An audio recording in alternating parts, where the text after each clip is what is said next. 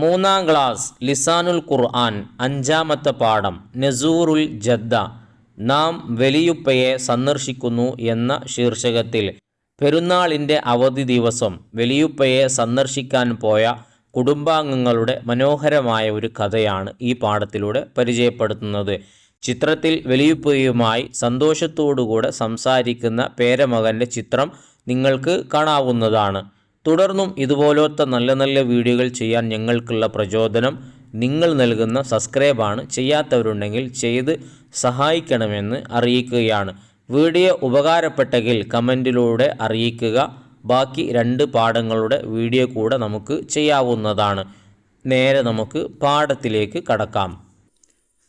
കാന നബീലുൻ നബീലായിരുന്നു, യൻളുറു നോക്കുകയായിരുന്നു, ഇല തഖ്വീം കലണ്ടറിലേക്ക്. തഖ്വീം എന്ന് പറഞ്ഞാൽ കലണ്ടർ. നോട്ട് ചെയ്ത് വെക്കുക.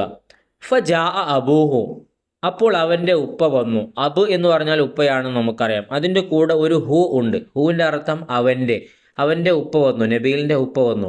വ കാല എന്നിട്ട് പറഞ്ഞു, അസ്സലാമു അലൈക്കും, മാതാ തൻളുറു യാ ബുനയ്യ, മോനെ, എൻ്റെ മോനെ, നീ എന്താണ് നോക്കുന്നത്?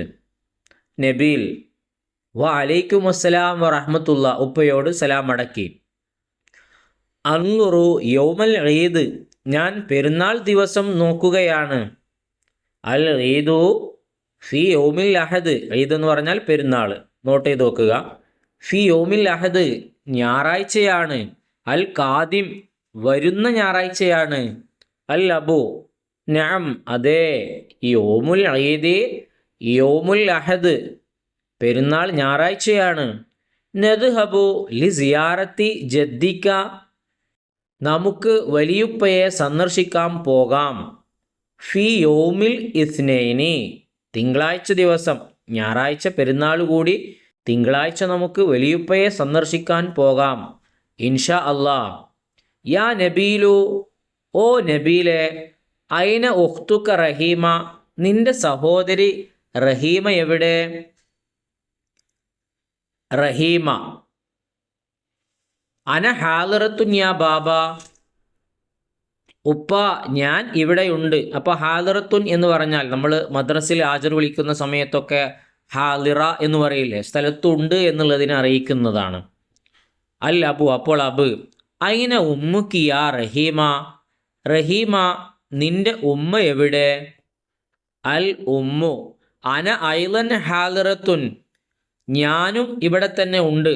ഐലൻ എന്ന് പറഞ്ഞാൽ അതുപോലെ തന്നെ ഞാനും ഇവിടെ ഉണ്ട്, വീണ്ടും എന്നുള്ള ഒരു അർത്ഥത്തിനാണ് ഐലൻ ഉപയോഗിക്കാറുള്ളത്. അപ്പോൾ മകളെപ്പോലെ ഞാനും ഇവിടെ തന്നെ ഹാജറായിട്ടുണ്ട്.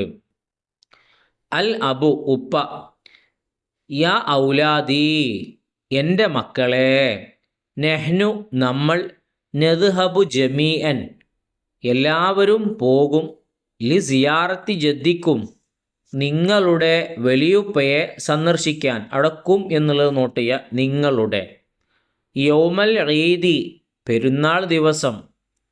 ഹൽ അൻതും മുസ്തഇദ്ദൂന, നിങ്ങൾ തയ്യാറാണോ?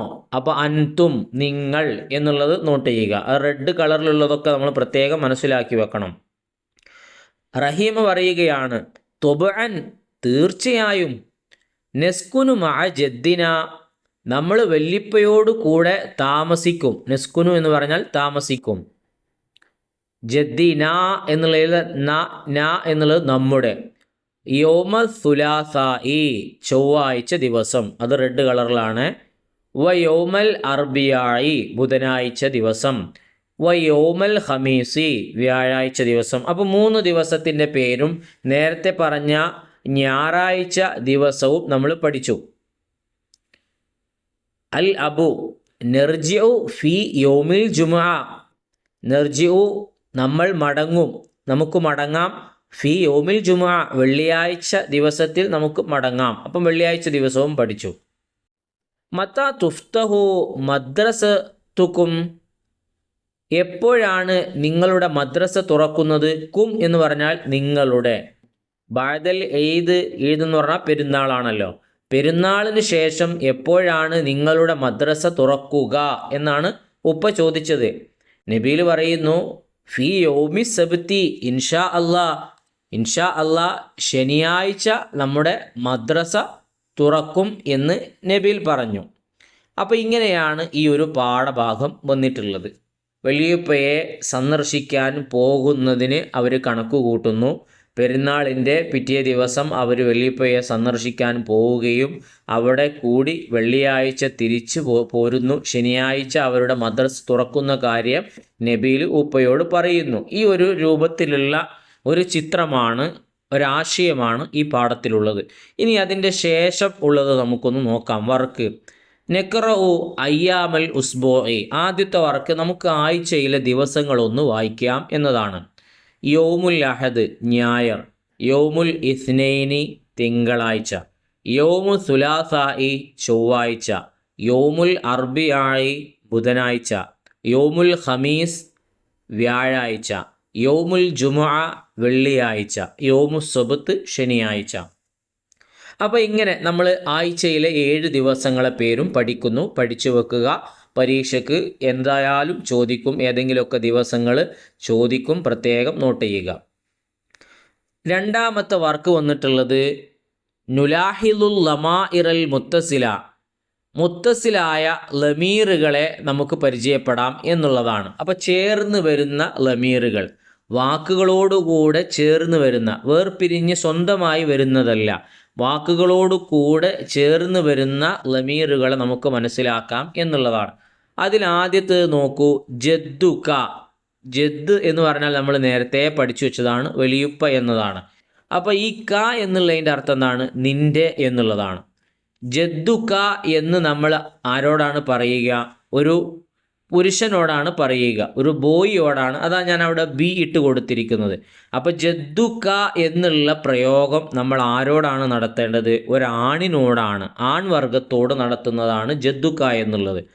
ഇനി രണ്ടാമത്തത് ജദ്ദുക്കി വന്നിട്ടുണ്ട്. ജദ് വലിയപ്പ തന്നെയാണ്, മാറ്റുള്ളത് കി എന്നുള്ളതാണ്. അപ്പോൾ ഈ പ്രയോഗം നമ്മൾ സ്ത്രീകളോട് നടത്തുന്നതാണ്. ജദ്ദുക്കി, നിൻ്റെ വലിയപ്പ. രണ്ടിൻ്റെയും അർത്ഥം ഒന്ന് തന്നെയാണ്, പക്ഷേ ക എന്നുള്ളത് പുരുഷന്മാർക്കും കി എന്നുള്ളത് പെൺവർഗത്തിനും ഉപയോഗിക്കുന്നതാണ്. ഇനി ജദ്ദുക്കും, ജദ് എന്ന് പറഞ്ഞാൽ വലിയപ്പ തന്നെയാണ്, കും എന്നുള്ളത് കൂടുതലായി വന്നിട്ടുണ്ട്. നിങ്ങളുടെ എന്നാണ് അതിൻ്റെ അർത്ഥം. അപ്പോൾ നിങ്ങളുടെ എന്നുള്ളത് നമ്മൾ ആണുങ്ങളോടും പെണ്ണുങ്ങളോടൊക്കെ ഒരുപോലെ പറയുന്നത് കൊണ്ട് അതിൽ ആണുങ്ങൾക്ക് വേറെ പെണ്ണുങ്ങൾക്ക് വേറെ എന്നില്ല, എല്ലാവർക്കും ഒന്ന് തന്നെയാണ്. ജദ്ദുക്കും, നിങ്ങളുടെ.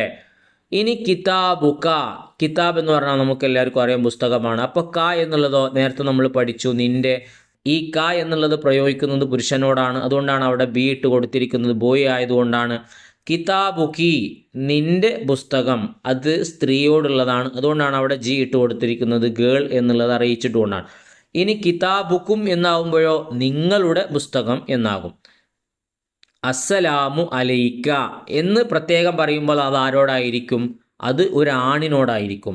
അസ്സലാമു അലൈക്കി എന്നുള്ളതോ അതൊരു പ്രത്യേകമായ ഒരു സ്ത്രീയോടായിരിക്കും. കാരണം കി എന്നുള്ളത് സ്ത്രീലിംഗത്തിൻ്റെ മേൽ അറിയിക്കുന്നതാണല്ലോ, പെണ്ണുങ്ങൾക്ക് ഉപയോഗിക്കുന്നതാണല്ലോ.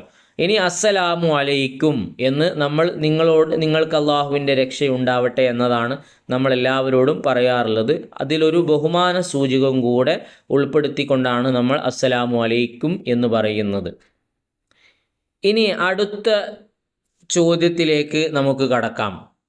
അതിലും വരുന്നത് നുലാഹിലു ലമാഇറൽ മുൻഫസില, വേർപിരിഞ്ഞ് വരുന്ന ലമീറുകളെ നമുക്ക് മനസ്സിലാക്കാം എന്നുള്ളതാണ്. നേരത്തെ നമ്മൾ ചേർന്ന് വന്ന ലമീറുകളെയാണ് വായിച്ചത്. ഇനി വാക്കിൽ നിന്ന് വേർപിരിഞ്ഞ് വന്ന ലമീറുകൾ ഏതൊക്കെയെന്ന് നോക്കാം. ഇവിടെ നോക്കൂ നിങ്ങൾ, ഇതൊക്കെ നമ്മളെ ഈ ഒരു പാഠഭാഗത്തിൽ വന്ന വേർഡുകളും പിന്നെ അതിൻ്റെ സ്ത്രീലിംഗവും പുല്ലിംഗവുമായി മാറ്റം വരുത്തിയതാണ്. അൻത ദാരിസുൻ എന്നുണ്ട്. അൻത ദാരിസുൻ എന്ന് പറയുമ്പോൾ നീ ഒരു വിദ്യാർത്ഥിയാണ് എന്നാണ് അതിൻ്റെ അർത്ഥം. അപ്പം അൻത ദാരിസുൻ രണ്ടും കൂടെ കൂടുമ്പോൾ ഒരാശയം അവിടെ രൂപാന്തരപ്പെടുന്നു. എന്താണ് അതിൻ്റെ അർത്ഥം? നീ ഒരു വിദ്യാർത്ഥിയാണ് എന്നുള്ളതാണ്. അൻത എന്നുള്ളത് പുരുഷന്മാർക്ക് ഉപയോഗിക്കുന്നതാണ്. ഇനി ശേഷം നിങ്ങൾ നോക്കൂ, അൻതി ദാരിസത്തുൻ, നീ ഒരു വിദ്യാർത്ഥിനിയാണ്. ദാരിസത്തുൻ എന്നുള്ളത് വിദ്യാർത്ഥിനിയാണ്. അൻതി എന്നുള്ളത് നീ എന്നുള്ള അർത്ഥം തന്നെയാണ്, പക്ഷേ അത് സ്ത്രീകൾക്കുള്ളതാണ്. അപ്പോൾ അൻതയിലെ തായിന് ഫത്ത് വരുമ്പോൾ പുരുഷനോടും അൻതയിലെ തായിന് കെസർ വരുമ്പോൾ സ്ത്രീയോടുമുള്ള സംഭാഷണമാണ്. അപ്പോൾ നീ ഒരു വിദ്യാർത്ഥിയാണ്. അപ്പോൾ നിങ്ങൾ നോക്കൂ, ദാരിസുൻ എന്നുള്ളതിൽ താ ഇല്ല, പക്ഷേ ദാരിസത്തുൻ സ്ത്രീക്ക് ഉപയോഗിച്ചപ്പോൾ താ വന്നു. അത് താ സ്ത്രീയുടെ ഒരു അടയാളം കൂടെയാണ്. അപ്പോൾ താ വന്നാൽ നമ്മൾ ഉടനെ മനസ്സിലാക്കണം ഇത് സ്ത്രീലിംഗത്തിൻ്റെ മേൽ അറിയിക്കുന്ന പദമാണെന്ന്. അൻതും ദാരിസൂന, അൻതും എന്നുള്ളത് റെഡ് കളറിൽ നിങ്ങൾ എന്നാണ് അതിൻ്റെ അർത്ഥം. ദാരിസൂന നിങ്ങൾ വിദ്യാർത്ഥികളാണ്. ഒരുപാട് ആളുകൾ ഉണ്ടാവുമ്പോഴാണ് അൻതും എന്നുപയോഗിക്കാറുള്ളത്. അതിൽ സ്ത്രീകളും ഉൾപ്പെടും. ഇനി അടുത്തത് നോക്കൂ, അന തോലിബുൻ. അന എന്ന് പറഞ്ഞാൽ ഞാൻ എന്നാണ് അർത്ഥം. തോലിബുൻ വിദ്യാർത്ഥി, ഞാൻ വിദ്യാർത്ഥിയാകുന്നു. ഇനി അന തോലിബത്തുൻ, ഞാൻ വിദ്യാർത്ഥിനിയാകുന്നു. അനക്ക് മാറ്റമൊന്നും ഉണ്ടായിട്ടില്ല, പക്ഷേ തോലിബുൻ തോലിബത്തുൻ. അപ്പോൾ അന രണ്ട് പേർക്കും, ആണുങ്ങൾക്കും പെണ്ണുങ്ങൾക്കും ഉപയോഗിക്കും എന്നുള്ളത് നമുക്ക് ഇതിലൂടെ മനസ്സിലായി. അടുത്തത് നെഹ്നു തുല്ലാബുൻ, ഞങ്ങൾ അല്ലെങ്കിൽ നമ്മൾ വിദ്യാർത്ഥികളാണ്. ഞങ്ങൾ എന്നും നമ്മൾ എന്നും നെഹ്നുവിന് അർത്ഥം പറയാറുണ്ട്. നമ്മൾ. തുല്ലാബുൻ, തോലിബുൻ എന്നോ തോലിബത്തുൻ എന്ന് പറയാതെ തുല്ലാബുൻ എന്ന് പറഞ്ഞു. തുല്ലാബുൻ എന്ന് പറയുമ്പോൾ മനസ്സിലായി ഒരുപാട് കുട്ടികളുണ്ട്. അപ്പോൾ നമ്മൾ വിദ്യാർത്ഥികളാകുന്നു. നെഹ്നു എന്നുള്ളത് സ്ത്രീകൾക്കും പുരുഷന്മാർക്കും ഒരുപോലെ ഉപയോഗിക്കുന്ന വാക്കാണ്. സ്ത്രീകൾക്ക് നമ്മൾ എന്നുള്ളതിന് വേറെ വാക്കായിട്ടില്ല. പുരുഷന്മാർക്കും സ്ത്രീകൾക്കും ഒരുപോലെ ഉപയോഗിക്കുന്നതാണ്. നുലാഹിലു യാ, യാ എന്ന് ഉൾപ്പെടുത്തിയിട്ടുള്ളത് നമുക്കൊന്ന് നോക്കാം എന്നുള്ളതാണ്. യാ നബീലു, ഓ നബീലെ അല്ലെങ്കിൽ നബീലെ എന്ന് വിളിക്കണമെങ്കിലും യാ എന്ന് ചേർത്തി കൊടുത്താൽ മതി. യാ റഹീമ, ഓ റഹീമ അല്ലെങ്കിൽ റഹീമ. യാ അല്ലാ, അല്ലാഹുവേ. യാ അബി, ഓ ഉപ്പ അല്ലെങ്കിൽ ഉപ്പ.